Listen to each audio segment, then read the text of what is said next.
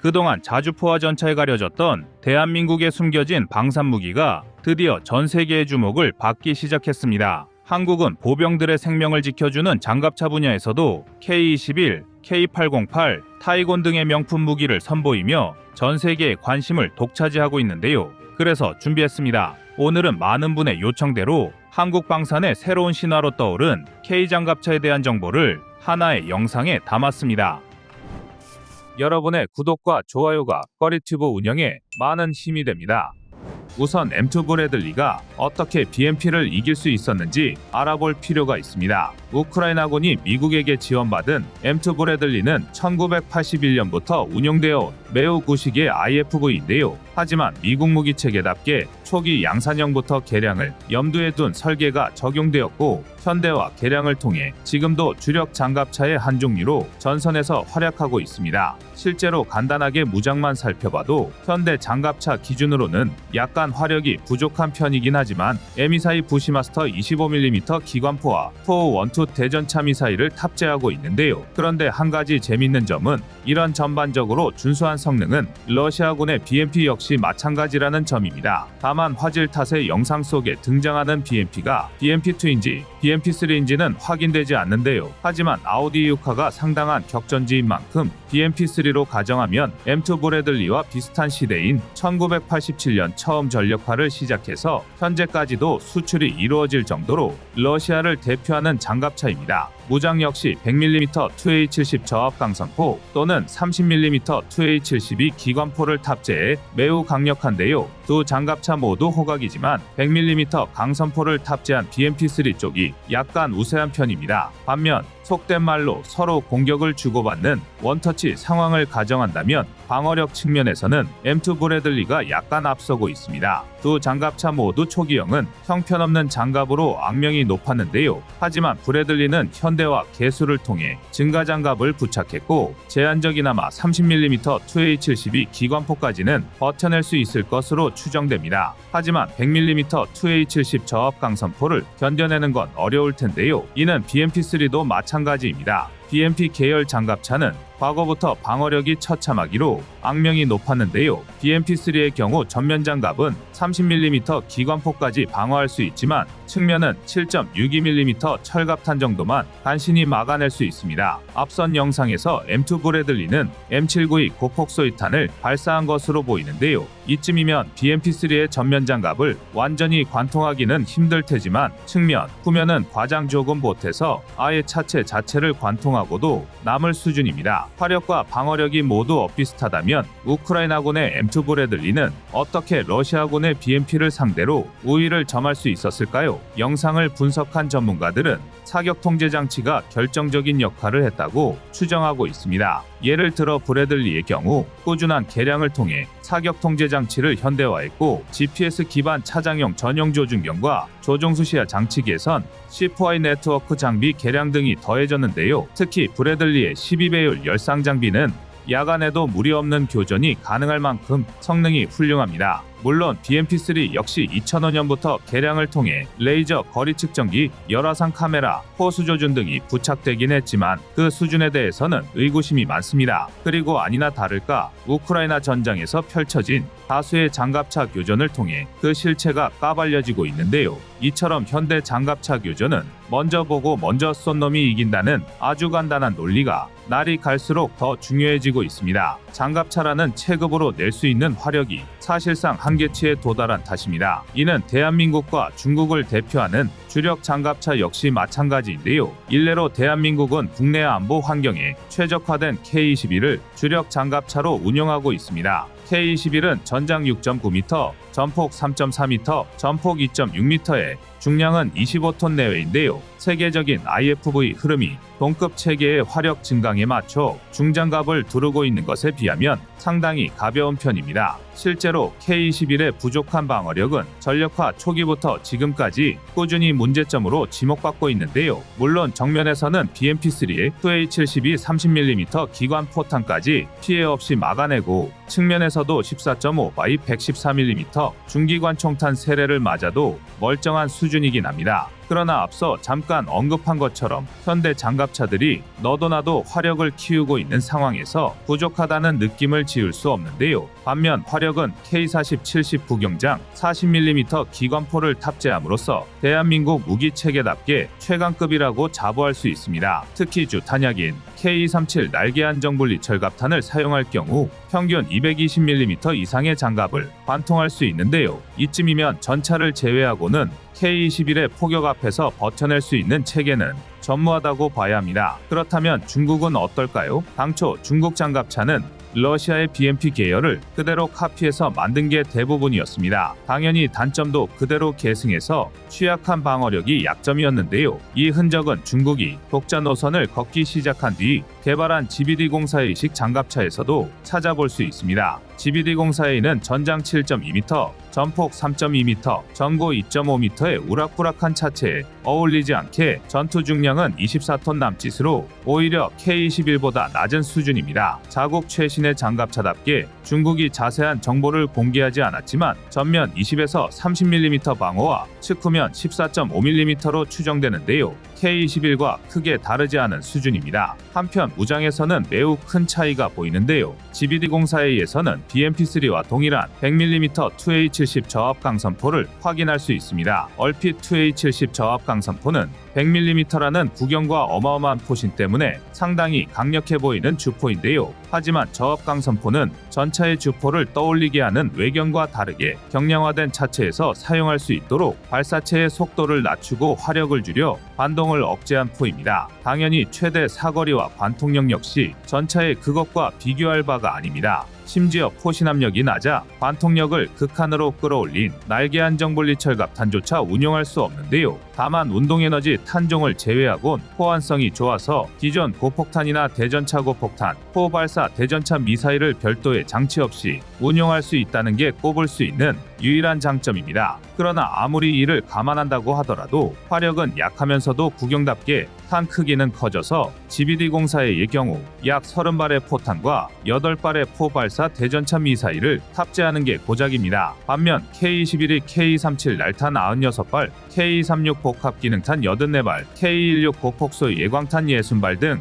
도합 240발의 포탄을 탑재하는 것과 비교하면 전투 지속능력 측면에서 한숨이 나올 지경입니다. 오죽하면 중국 역시 100mm 2A70 저압포와 30mm GPT-99 기관포를 GBD-04A의 주무장으로 혼합해 운용하고 있는데요. 정리하자면 화력면에서는 대한민국이 앞승, 방어력은 무승부라고 할 수 있습니다. 당연히 이걸로는 만족할 수 없는데요. 중국의 물량바를 생각하면 더욱 확실한 우위를 점해야 합니다. 더군다나 앞서 말씀드렸다시피 현대 장갑차의 1대1 교전은 누가 먼저 보고 먼저 쏘느냐가 핵심인데요. 해당 측면에서 동급 체계 중 K-21을 뛰어넘는 장갑차는 손에 꼽을 정도입니다. 일례로 K-21의 사격 통제 시스템은 최소 6km 이상의 탐지거리와 3km의 식별거리를 갖추고 있는데요. 쉽게 말하면 6km 밖에서 목표물을 포착하고 3km 이내에서 피하, 차종 구분이 가능하다는 뜻입니다. 여기에 레이저, 거리 측정기와 IFF, 3세대 연령상 기반 차장 조준경, 포수 조준경 기반으로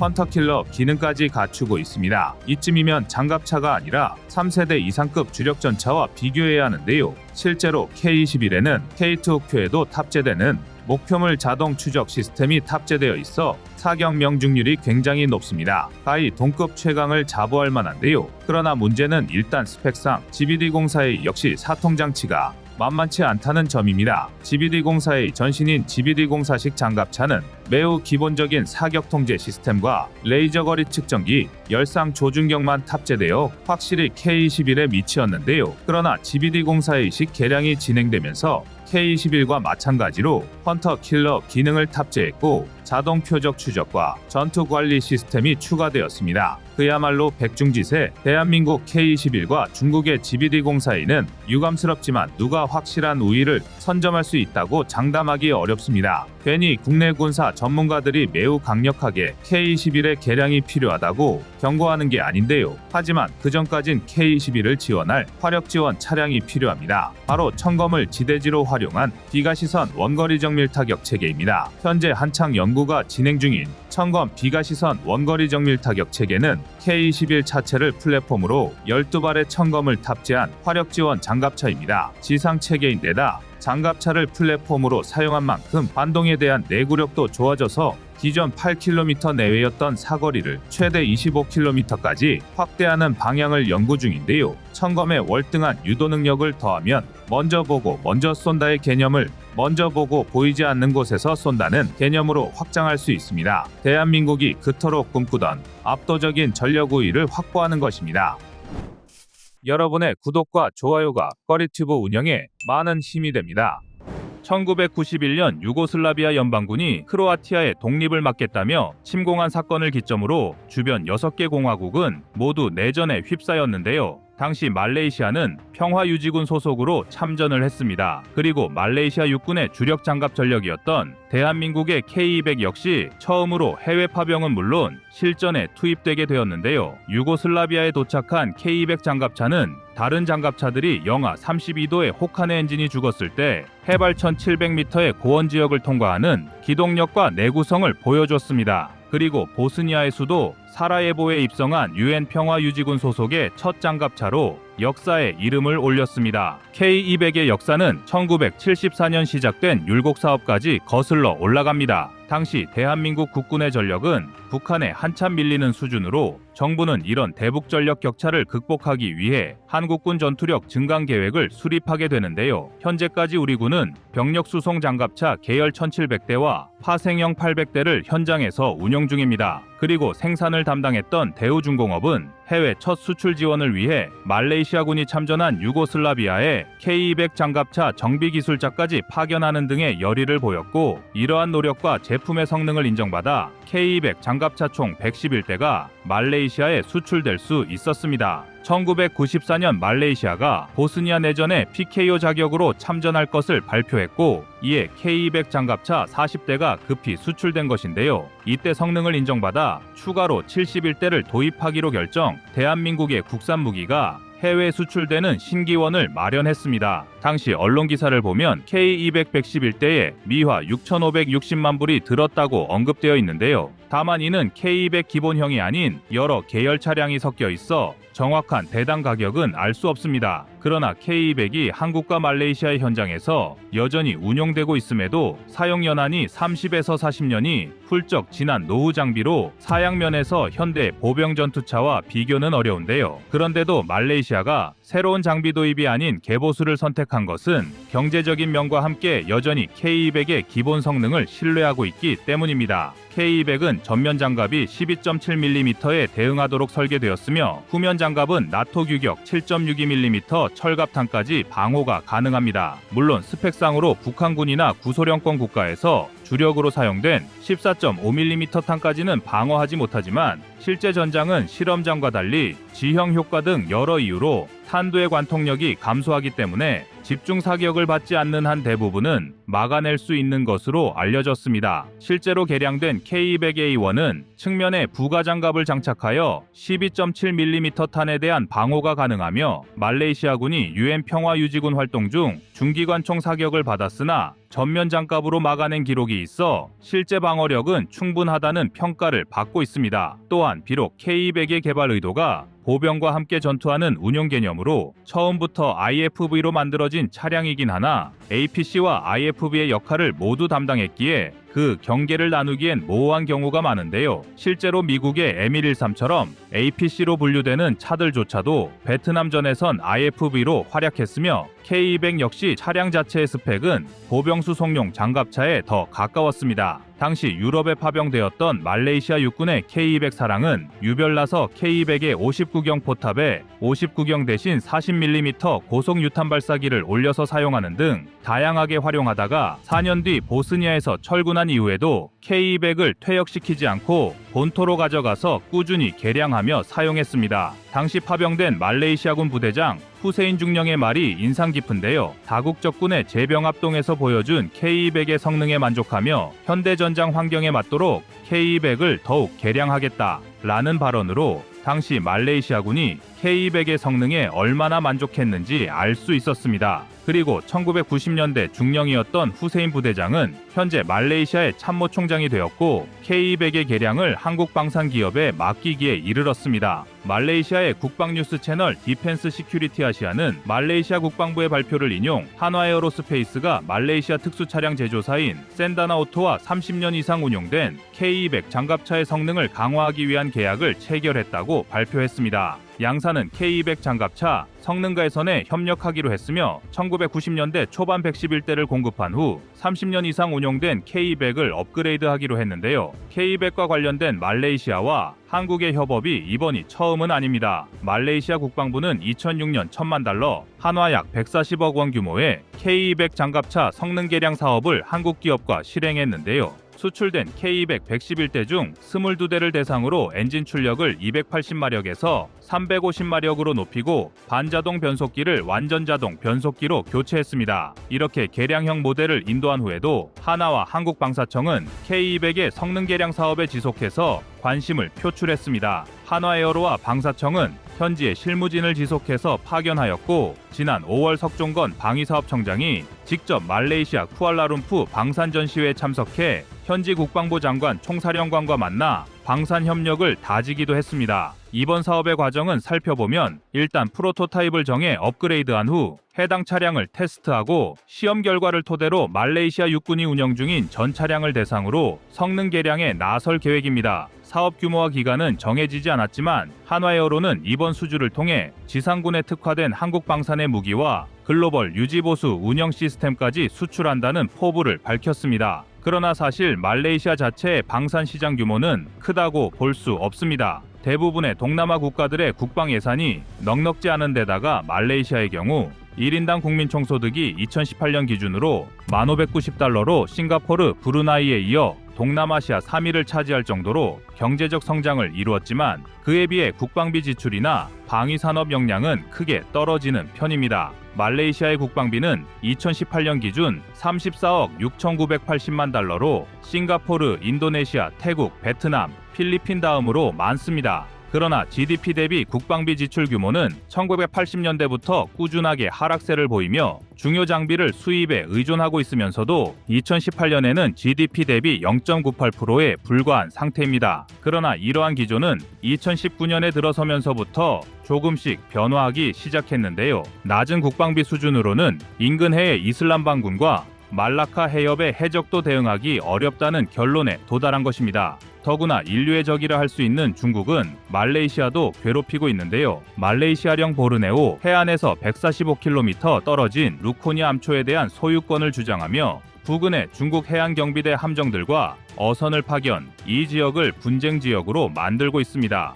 사실 말레이시아는 과거부터 중국과는 동맹이었던 데다 대전차 무기와 미사일, 로켓 등 다수의 중국산 무기가 판을 치는 중국의 안방시장이었지만 두 나라가 영토 분쟁을 이유로 척을 지면서 대한민국에는 기회가 되고 있습니다. 한화에어로스페이스는 이번 기회에 말레이시아와 협력을 강화하고 동남아시아 시장에서 입지를 넓힌다는 계획인데요. 과거 한화에어로스페이스는 쿠알라룸푸 방산전시회에 꾸준히 출품하여 주력 무기를 전시하고 기술력을 뽐내왔습니다. 2018년 전시회에서는 현지 유력 방산 기업인 AVP와 공동 부스를 꾸리고 신형 차륜형 장갑차 타이곤을 처음 공개했고 최근엔 천무 수출을 위한 업무 협약까지 체결하는 등 양국의 방산 협력 관계는 더욱 돈독해지고 있습니다. 이번 수주를 통해 업그레이드될 K200의 주요 사양으로 주야간 열화상 장비, 원격 제어 무기 스테이션, 그리고 더 강력한 엔진과 전력 장치가 포함되는데요.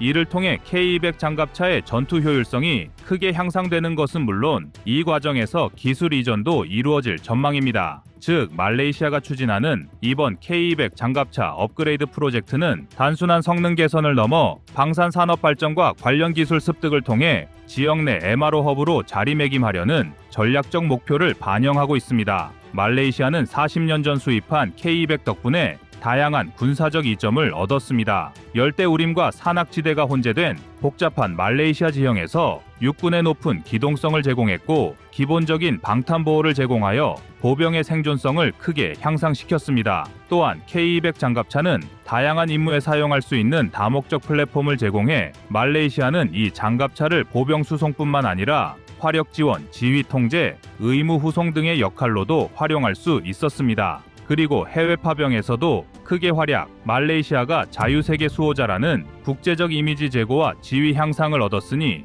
이미 자국에서도 본전은 충분히 뽑았다고 생각하고 있는데요. 그러나 말레이시아 정부는 여기에 만족하지 않고 한국과의 협업을 통해 전반적인 보병 전력의 현대화를 꾀하고 있습니다. 그리고 대한민국은 말레이시아가 손만 내민다면 그들이 직면한 중국의 군사적 위협과 도전에 더욱 효과적으로 대응할 수 있도록 도울 것입니다. 여러분의 구독과 좋아요가 꺼리튜브 운영에 많은 힘이 됩니다.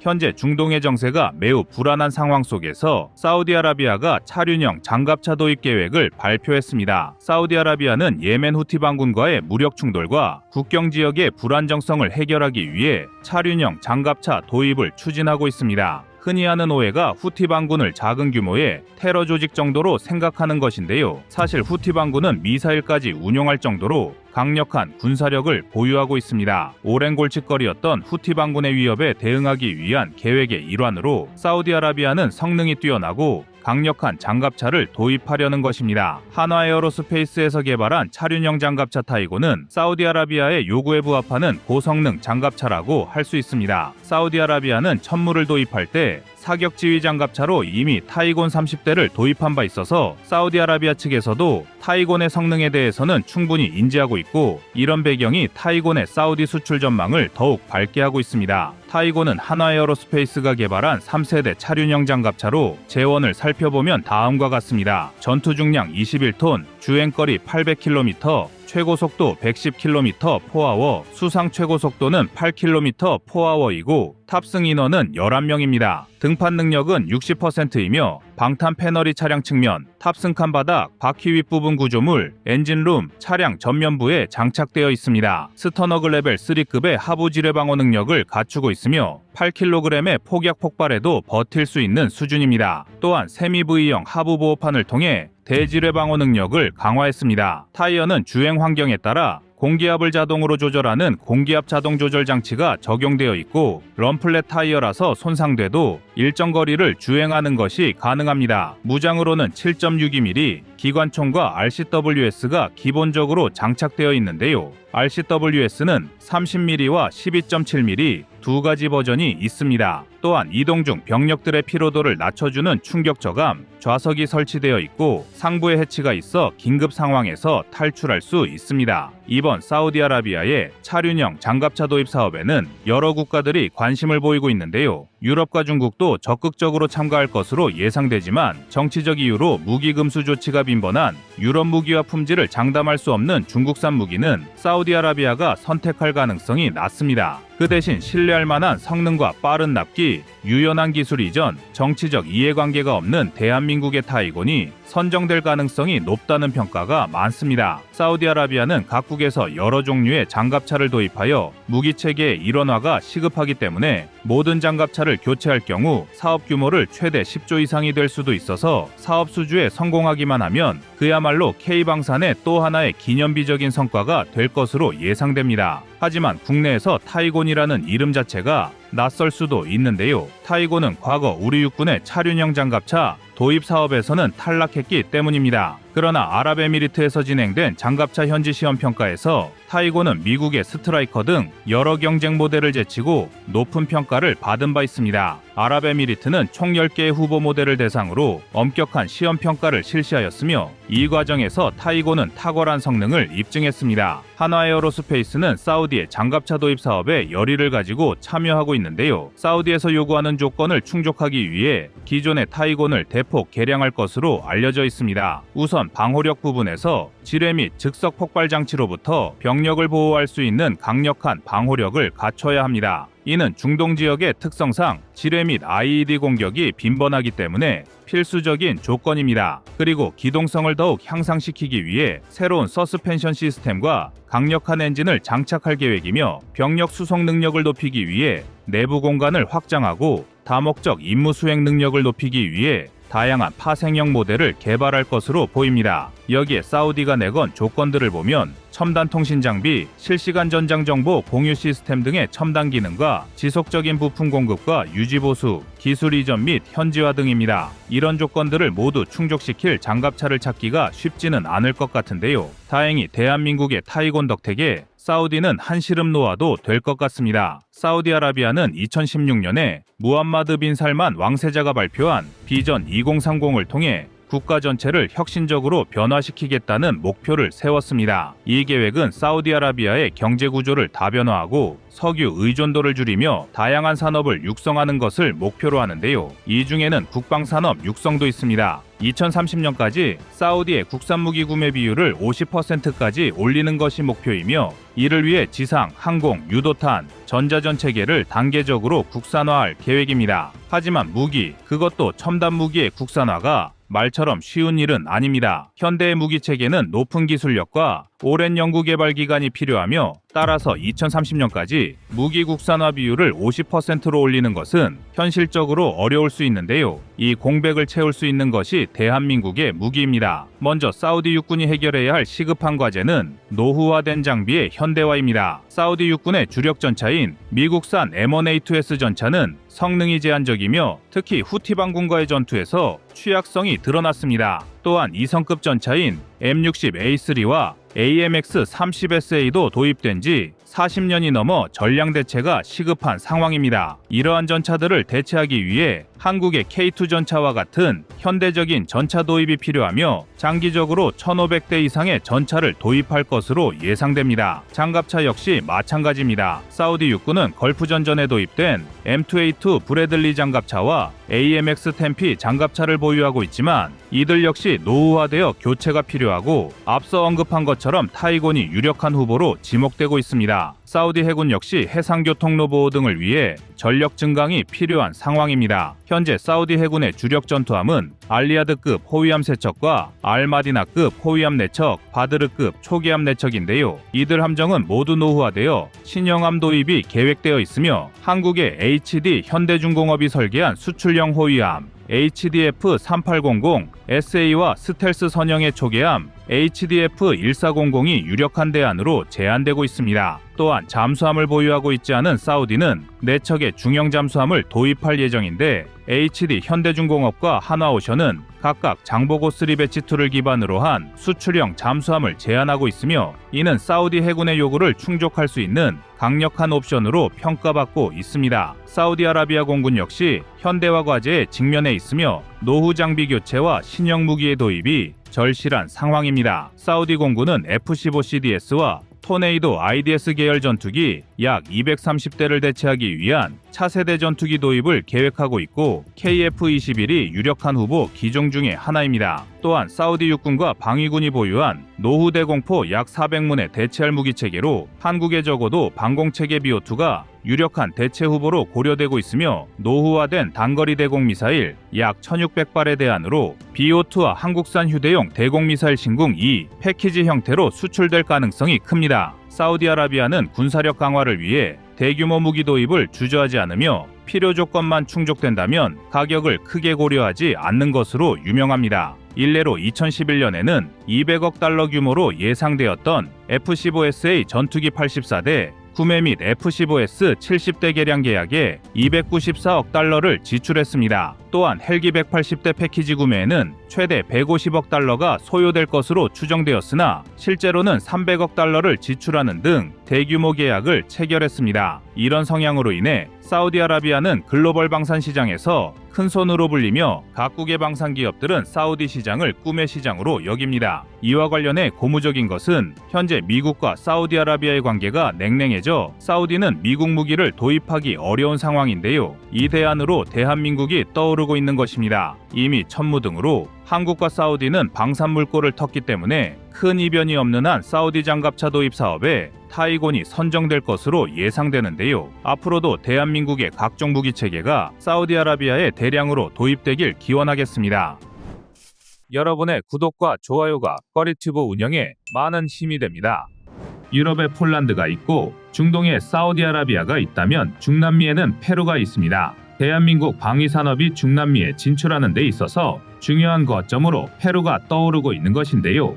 척의 함정을 수출 계약한 것이 엊그제인데 이번에는 K808 차륜형 장갑차가 페루 시장에 진출하게 되었습니다. K808의 이번 1차 수출 물량은 30대로 약 800억 원 이상의 사업비가 투입되며 이번 수출이 성공적으로 마무리되면 추후 120대까지 공급 계약 확보가 가능할 것으로 알려졌습니다. 중남미 국가들은 대테러 작전 및 치안 유지 활동의 일환으로 장갑차 수요가 증가하고 있는 시장이기 때문에 K808 차륜형 장갑차의 페루 진출은 향후 중남미에서 장갑차 시장의 확장을 위한 교두보가 될 수 있어 그 의미가 남다릅니다. 사실 페루와 한국의 군사 인연은 오래전부터 이어져 왔습니다. 본격적인 인연은 A-37 경공격기의 공여부터 시작되었는데요. 우리 대한민국이 미국으로부터 도입해서 사용해오던 A-37 8대를 페루에게 무상으로 공여해준 것입니다. 이때 공여가 좋은 시작이 되어 2012년에는 한국 최초의 순수 독자 기술로 개발한 항공기인 KT-1 기본훈련기가 페루에 20대나 수출되기도 하였습니다. 이때 수출된 KT-1은 우리 대한민국이 중남미 국가에 처음으로 판매한 항공전력이었는데요. 또한 페루의 해병대가 K2 소총을 도입하여 사용하는 등 페루는 한국 무기와의 인연이 남다른 중남미 국가입니다. 그런 페루가 올해 들어 함정과 장갑차까지 연달아 도입하게 되자 이제 페루는 대한민국 방산 시장의 중남미 거점으로 주목을 받는 것인데요. 이번에 수출되는 K808은 승무원 2명과 보병 10명이 탑승할 수 있으며 시속 100km의 최고 속도로 주행이 가능합니다. 8개의 바퀴가 독립적으로 구동하여 경사지역 등반과 험지 주파에도 유리한 구조를 가지고 있는데요. 여기에 탑재할 수 있는 무장 중에서 K4 고속유탄기 관총을 장착할 수 있다는 것도 전략적으로 엄청난 강점입니다. K808과 경쟁하는 장갑차들은 대부분 59경을 사용하는 중기관총이나 20-30mm 기관포를 탑재하는 수준에 그칩니다.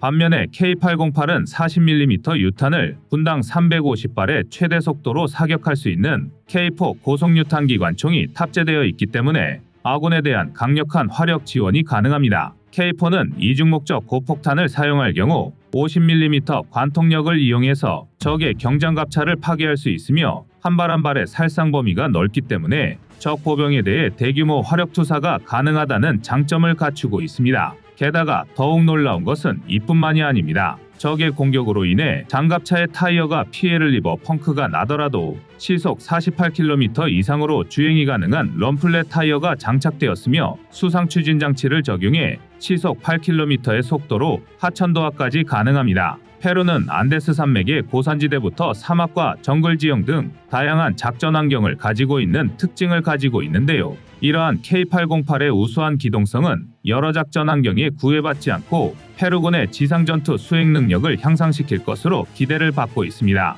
그런데 이렇게 자랑스러운 우리의 K808 장갑차가 국제무대에서 주목을 받기까지는 우여곡절이 상당히 많았습니다. 처음부터 한국산 무기가 페루의 선택을 받은 것은 아니었던 것인데요. 지난해 진행되었던 페루의 8x8 장갑차 프로그램 입찰에서 K808은 경쟁 기종들에 밀려 후순위로 밀려났었습니다. 당시 페루의 평가 1순위는 튀르키예가 만든 아르마 장갑차였습니다. 그 뒤를 이은 것이 세르비아의 라자르3였는데요. K808은 3순위로 평가를 받았기 때문에 이 시점만 하더라도 여러 매체에서 K808의 페루 진출을 실패로 간주했었습니다. 그런데 갑자기 새로운 기회가 찾아왔습니다. 가장 유력한 후보로 손꼽히던 아르마 장갑차의 도입에 기술 운영 타당성 조사를 시행한 기술운영연구위원회에 부정 의혹이 제기된 것입니다. 기술 운영 타당성 조사 과정에서 규정에 맞지 않는 연구 자료를 사용한 것 등이 문제가 되었습니다. 이러한 변수가 발생하자 자연스럽게 페루의 장갑차 도입 사업은 다시 원점으로 돌아갔는데요. 이것이 대한민국에겐 신의 한 수로 작용한 것입니다. 이렇게 다시 기회를 얻은 K808은 페루의 무기 조달 기관인 파메로부터 좋은 결과를 통보받게 되었습니다. 파메이안이나 알베르카 비센테 재무관리자는 국제민간경쟁 선정위원회의 기술경제 제안서 재평가를 통해 현대로템의 K808 장갑차가 가장 적합한 평가를 받았다며 이같이 기쁜 소식을 전했는데요. 이러한 페루의 고평가가 더욱 의미 있는 점은 K808보다 경쟁 기종들의 입찰 제한 가격이 훨씬 더 낮았다는 사실입니다. 방산무기를 수입할 때는 성능과 함께 가격 경쟁력도 중요하게 작용할 수밖에 없습니다. 성능이 비슷하다는 전제 조건 아래에서는 조금 더 저렴한 무기를 찾아 예산을 아끼려고 하는 것이 방산 시장에서의 자연스러운 모습입니다. 반대로 말하자면 첫 입찰 당시 조금 더 높은 가격을 제시했었던 K808은 성능에서 경쟁 기종들을 월등히 능가했기 때문에 페루의 주목을 받은 것이라 할 수 있습니다. 2023년에 가장 적은 금액을 제시하여 주목을 받았던 세르비아의 라자르3는 완전히 밀려날 정도로 성능 측면에서 K808이 페루의 인정을 받고 있습니다. 더욱더 놀라운 사실은 다른 장갑차를 원하는 페루 방산물 자구매청의 태클을 피하기 위해 파메가 독자적으로 K808을 선택했다는 점입니다. 파메는 필요한 무기가 있을 시 ACFFA의 규제를 피해 무기를 도입할 수 있는 파메법이 있는데요. 이를 이용해 K808을 선정하였습니다. 그만큼 파메가 K808의 성능에 만족하고 있고 자국의 도입을 위해 모든 노력을 아끼지 않고 있다는 의미로 해석할 수 있으며 K808 장갑차는 파메의 시설에서 조립될 예정입니다. 이러한 사실들을 종합해봤을 때 한국산 차륜형 장갑차에 대한 페루의 신뢰도가 매우 높은 것을 확인할 수 있습니다. 하지만 좋은 일에는 반드시 이를 시기하는 사람들이 있기 마련입니다. K808 장갑차의 수출에 제동을 걸려는 세력들이 포착된 것입니다. 페루의 한 현지 매체가 확인되지 않은 사실들로 계약을 뒤흔들려 시도한 것인데요. 파메가 정식 수주전이 아닌 민간 공모전이란 꼼수를 이용해 굳이 더 비싼 가격에 한국산 장갑차를 구매하게 되었다고 문제를 제기했습니다. 마치 파메가 정당한 절차를 거치지 않고 일부러 더 비싼 장갑차를 구매한 것처럼 호도하는 기사를 쓴 것인데요. 심지어는 국내 언론들이 K808의 수출을 보도한 뉴스들을 오보로 치부하며 기레기로 손가락질하는 어처구니 없는 일까지 벌어지고야 말았습니다. 상황이 이러하자 파메가 즉각적으로 반박에 들어갔습니다. 파메가 군용 및 특수 차량과 관련해서 국제 민간 공모전을 개최한 것은 사실이지만 여기에 차륜형 장갑차 구매의 입찰 및 경쟁은 열리지 않았다고 해당 매체의 주장을 정면으로 반박하며 잘못된 정보를 통해 여론을 호도하려는 허위 기사로 못 박은 것입니다. 더하여 국영기업으로서의 합법성과 투명성을 지키기 위해 법적 조치도 취할 수 있다며 해당 매체에 경고를 전했습니다. 이번 계약을 바탕으로 추가적인 계약까지 성사시킨다면 총 120대가 넘는 규모의 장갑차를 페루에 수출할 수 있게 됩니다. 그렇게 되면 최종적으로는 3천억 원 안팎으로 계약 규모가 증대될 수 있어 많은 기대를 모으고 있습니다. 페루 측에서도 이번 도입을 통해 자신들의 장갑차를 현대화할 수 있으며 동시에 페루에서의 생산을 통해 자국의 직간접 일자리 창출까지 고려하고 있는 등 이번 계약에 큰 기대감을 드러내고 있습니다. 그런데 K808이 보여주고 있는 놀라운 점은 여기서 끝이 아닙니다. K808은 적용된 차량 플랫폼을 그대로 활용하여 다양한 형태로 진화할 수 있습니다. 대표적인 예시로는 K877, K870 지휘소용 차량과 K30W1000호 30mm 차륜형 대공포가 있습니다. 모두 K808의 차체를 기반으로 해서 개발된 체계입니다. K877, K870 지휘소용 차량은 K808의 차체를 기반으로 지휘통제 체제를 탑재하여 과거의 구식 천막형 지휘소를 대체하도록 개발되었습니다. K30W1000호는 기존의 구식화된 자주 발칸을 대체할 방공 무기로 K808의 차체에 30mm 대공포를 탑재하였습니다. 기본적으로 K808의 차체가 가진 성능이 우수하기 때문에 다양한 작전 상황에 맞추어 여러 버전으로 성능 개량이 이루어진 것이라 할 수 있는데요. 페루는 대부분 냉전 시기에 개발된 장갑차를 보유하고 있어 추가적인 장갑차 도입 사업들이 반드시 필요한 나라입니다. 페루가 K808의 운용을 만족스러워한다면 향후 다양한 바리에이션 모델들의 수출까지도 가능할 것입니다. 그만큼 K808은 막중한 임무를 가지고 수출의 선두주자 역할을 맡고 있는데요. 2024년에 페루는 대한민국에 방산무기를 적극적으로 도입하며 이미 수천억 원의 예산을 지출하였습니다. 앞서 진행된 함정 수출과 이번 차륜형 장갑차 수출 모두 향후 추가적인 물량 수주가 가능하도록 사업이 진행되고 있기 때문에 수천억 원의 경제적 이익은 언제든 수조 원대로 증가할 수 있다는 군 전문가들의 분석이 나오고 있습니다. 여기에 페루가 몇 년 전부터 FA50과 K9 등 대한민국의 수출효자 무기들에도 지속적인 관심을 드러냈던 만큼 앞으로 페루의 방산 시장은 무궁무진하다고 할 수 있는데요. 게다가 중남미의 군사 강국인 브라질의 무기들이 점차 중남미 일대에서 그 영향력을 상실하고 있는 만큼 앞으로 대한민국 방위산업이 진출할 수 있는 중남미 국가들은 더욱 늘어날 전망입니다. 대한민국의 첫 장갑차 해외 진출을 이끈 K808의 페루 수출과 중남미 방산 시장의 미래에 대해 여러분들의 생각은 어떠신가요? 이상 꺼리튜브였습니다.